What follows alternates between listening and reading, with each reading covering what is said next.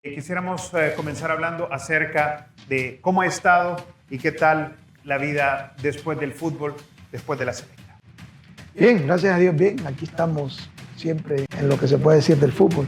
Después de su salida de la selección, ¿qué ha cambiado en la selecta en términos de resultados? Yo creo que no ha cambiado nada. Lo que pasa es que en El Salvador se piden resultados, pero sin fundamentos. Un resultado se mide a través de lo que se está haciendo y mejorando y trabajando, ¿okay? Y después lo comparás con quien estás compitiendo. A nosotros nos pedían resultados. Básicamente, yo siempre decía, los resultados son importantes, pero llegar preparados para lo que se venía, que era hoy lo que ellos están viviendo, necesitabas tener fundamentos. Si yo te digo vos que en el 94, porque ya lo hemos hablado, nosotros jugamos casi 45, 50 partidos y no ganamos tantos, ¿okay? Nos hubieran acribillado. Pero Bora dijo una cosa bien importante. Dijo, para nosotros llegar a un mundial bien preparados, tenemos que sufrir, jugar contra los mejores del mundo. Entonces, en mi etapa eso quise hacer yo. Después que yo salgo, se alegraban por resultados básicamente contra selecciones que no eran tan competitivas. Ok, eso es bueno, pero no te da el medidor exacto, porque para saber dónde estás tienes que jugar contra los mejores del mundo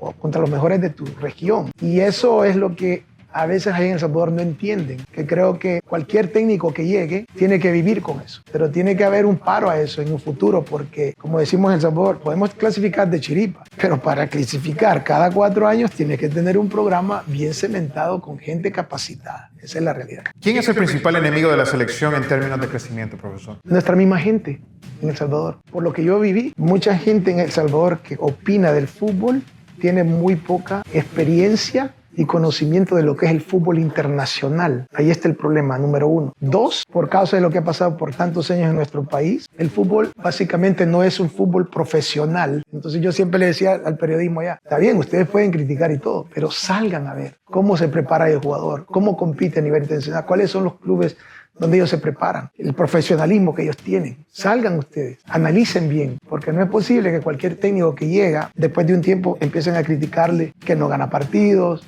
que esto no sirve, pero sin saber realmente lo que pasa afuera. Para saber cómo está tu país tenés que salir afuera. Yo creo que eso ha sido un problema por muchos años en nuestro país. ¿Fue errónea la contratación de Diogo Gama para convulsionar el ambiente de la selección cuando usted estaba ahí? Sí, porque tú nunca contratas a un director deportivo cuando ya tienes técnico. Eso es lo primero.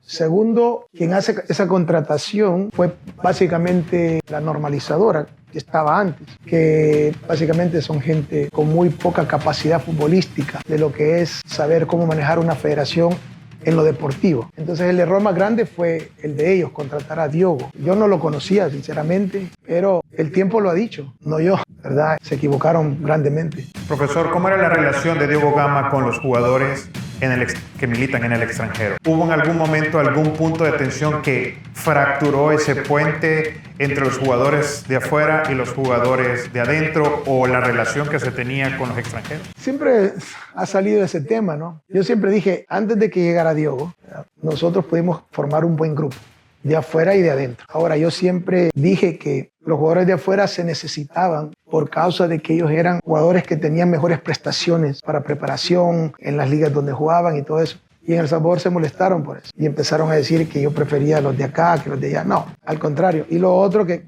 pienso que nunca se ha dicho casi mucho es que el jugador de aquí quería ayudar bastante al jugador de allá. Es la realidad. Te pongo los ejemplos de Zabaleta, de Roldán, jugadores que cuando llegaron a El Salvador se dieron cuenta del problema que tenía el jugador salvadoreño, cómo lo trataban, la poca, diría yo, profesionalidad que se les daba y todo eso. Entonces ellos quisieron ayudar, pero no estaban acostumbrados a eso. Ellos estaban acostumbrados a ser profesionales a tope y ellos siempre trataron de ayudar. Lo que pasa es que la prensa siempre puso esos peros.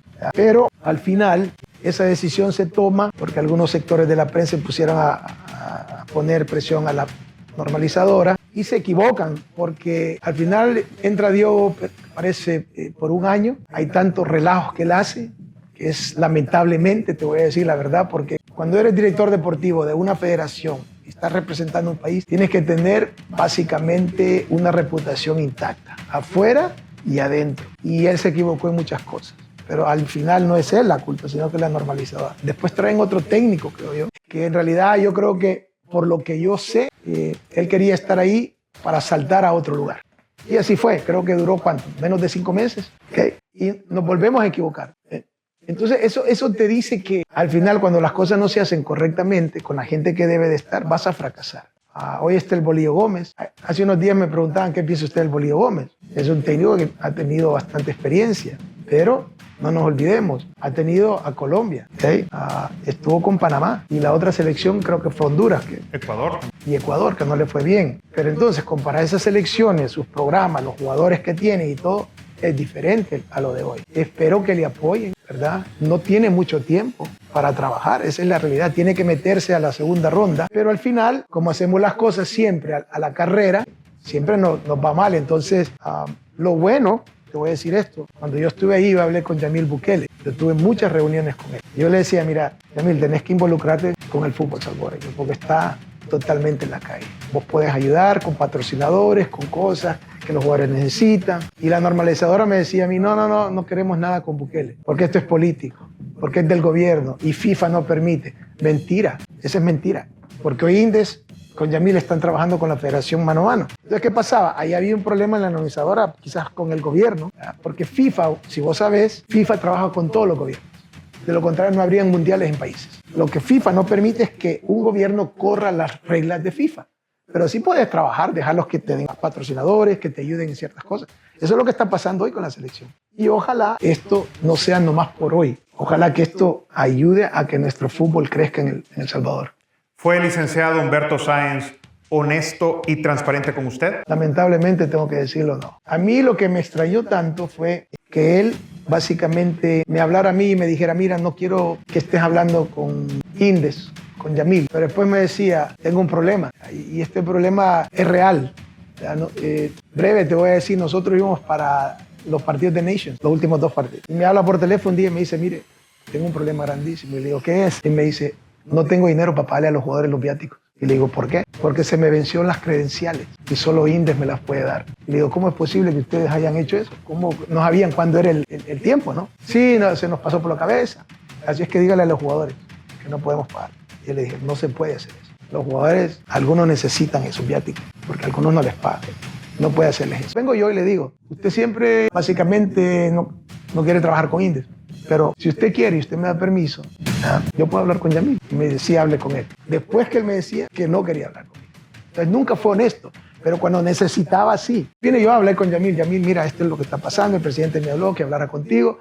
¿Nos puedes hacer el favor de darle las credenciales para que estos cheques puedan cambiarse y que los jugadores tengan sus viáticos antes de viajar? Me dice, Hugo, estoy fuera del país, pero yo hablo con la gente que te los dé. Y cabal, el siguiente día pasó eso. Entonces te digo esto porque me preguntaste si había sido honesto él. No fue honesto. ¿Cómo interpretar el silencio de Roldán y la pausa que le ha puesto Zabaleta a la selección salvadoreña?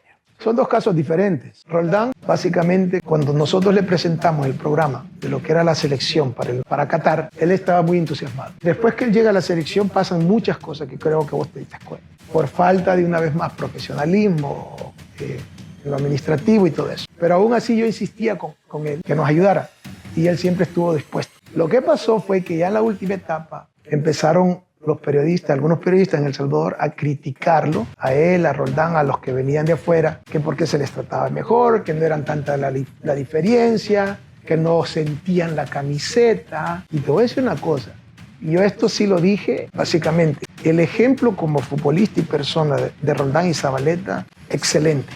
Cuando llegaban a la concentración, cuando entrenaban, cuando jugaban, lo que se cuidaba. Y decían los periodistas, no, que no sienten la camiseta, porque no nacieron en El Salvador, que no, que hay otros mejores que ellos. Entonces eso empezó a resondar en ellos, hasta el fin que se cansaron, te lo digo sinceramente, hasta el punto que creo que hace un año Roldán saca un video de su entrenamiento con Ciaro de una señora que le está haciendo una entrevista y él le dice, no entra en detalles Roldán, pero le dice, no, en este momento yo me retiro de la selección por muchas cosas que han pasado. Entonces la gente no entiende eso. Y la gente dice, no, que no sienten la camiseta, pero yo te digo, vos Alejandro, vos sabés la historia. ¿Qué pasó con esos 20 o no sé cuántos jugadores que vendieron a nuestra selección? ¿Sentían ellos la camiseta? Ellos nacieron en El Salvador, ahí se criaron y aún así decidieron vender partidos. No podés hacer eso. Y entonces estás comparando a 2 jugadores que es cierto, no nacieron en El Salvador, pero tienen padres salvadoreños. Y cuando se les presenta el proyecto estaban entusiasmados de poder ir a un mundial. Entonces, no es culpa de ellos que la administración no fue correcta. A ellos se les mintió, se les trató mal.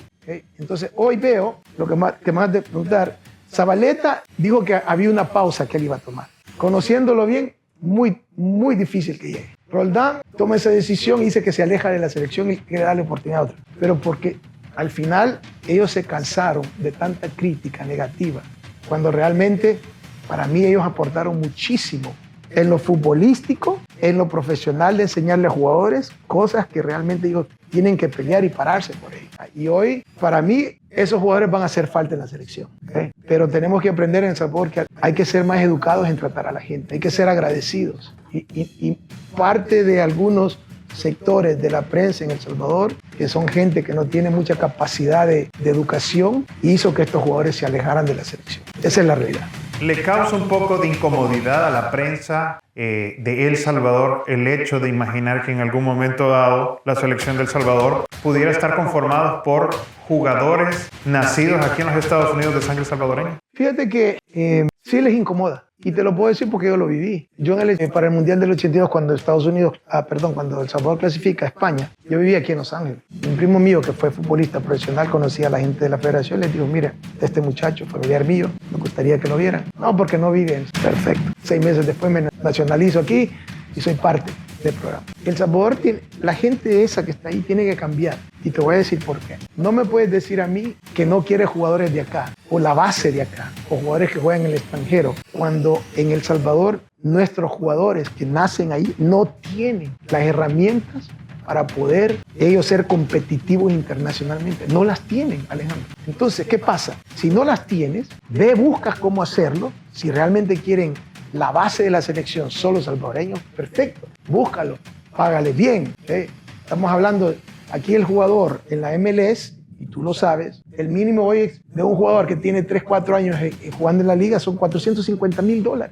¿Sabes cuánto ganan en El Salvador? $2,000, $3,000, $5,000. No tienen recursos, no tienen aseguranza, no les pagan a tiempo. Entonces, ¿cómo podemos ser tan orgullosos y decir, no queremos gente de afuera? Si aquí está, en este país, aquí puede formar 4 selecciones salvadoreñas. Y te voy a decir que serían competitivas. No se diga el jugador aquí que está jugando ya en la MLS que puede salir para afuera. Así que tenemos que cambiar esa mentalidad porque Francia lo hace. Francia tiene jugadores africanos, de padres que nacieron, de niños que nacieron en Francia, pero padres africanos. Entonces hoy está globalizado.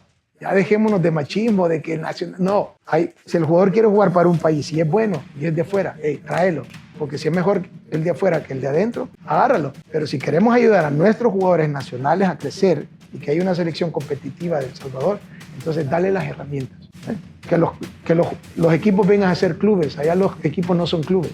Nadie tiene canchas para entrenar. Nadie tiene cosas. Y yo decía esto y yo decía, bueno, ¿y por qué Hugo Pérez vino sabiendo eso? No, yo llegué porque quería cambiar. Y lo que nosotros dejamos, te voy a decir honestamente, lo que nosotros dejamos en 2 años no lo tenía El Salvador. Nosotros dejamos cosas importantísimas para él que viene hoy. Y eso era, yo decía, esto no sirve, hay que cambiarlo.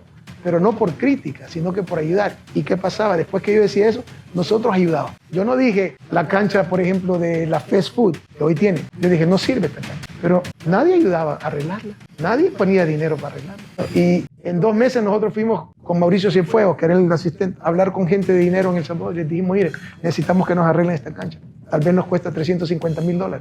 A la semana dijeron, ¡pum!, ya tenemos gente que va a donar. Y ahí está la cancha. Pero antes que yo llegara, hablaban de la cancha, que no servía, ¿verdad? Pero nadie hacía nada. Pero nosotros, gracias a Dios, pudimos dejar esas cosas. Y te puedo contar muchas cosas que hicimos, cambios, que yo a veces me pongo a reír cuando la gente me pregunta, lo que usted pasó en El Salvador, ¿cuántas cosas no pasamos? La comida, los hoteles, las herramientas para que los jugadores se pudieran, más que todo, recuperar más rápido. No había nada, 0. Y la gente se enoja porque a veces uno dice, no, yo lo digo porque es la realidad y nosotros ayudamos a eso, a cambiar. Y ahí están, hoy hay mejores cosas. Hoy hay un catering ahí en la federación donde les hacen la comida. Cuando yo llegué, llegaba un carrito a dejar un plato de comida para cada jugador. Y los jugadores tenían que comer pizza en la noche porque ya no había comida. Y dijimos, no puede ser, si una selección que va a ir a un mundial, ¿cómo puede ser que no tenga un cocinero aquí? Que les dé la comida correcta, ¿entendés? Y que tengan suficiente, nutritiva. Todo eso lo cambiamos nosotros en el tiempo que estuvimos. Y eso a mí me da alegría, te digo sinceramente, porque la gente que hablaba de nosotros nunca pensó en eso. Y hoy espero que sigan mejorando eso. que no se olviden porque el jugador es el más importante. Si le ofrecieran a usted en el futuro retomar el timón de la selección de El Salvador, ¿lo haría? Soy cristiano y cuando Dios abre puertas y después las cierra, ya no hay que tratar. Pero sí te puedo decir que siempre voy a tener la carga de que se mejore el programa por el bien del país y que esas generaciones de gente que tiene programas en El Salvador, que comenta, tiene que llegar la nueva generación que viene de afuera, así como vos que has vivido afuera del país, sabes lo que es el fútbol mundial, llevar esas ideas, ¿sí? Para que esto tenga un fundamento mejor para el futuro de nuestros jóvenes, ya sea en El Salvador o aquí. Profesor, muchísimas gracias por su tiempo, de verdad que ha sido un placer platicar con usted. Gracias por la oportunidad y por recibirnos aquí en su casa.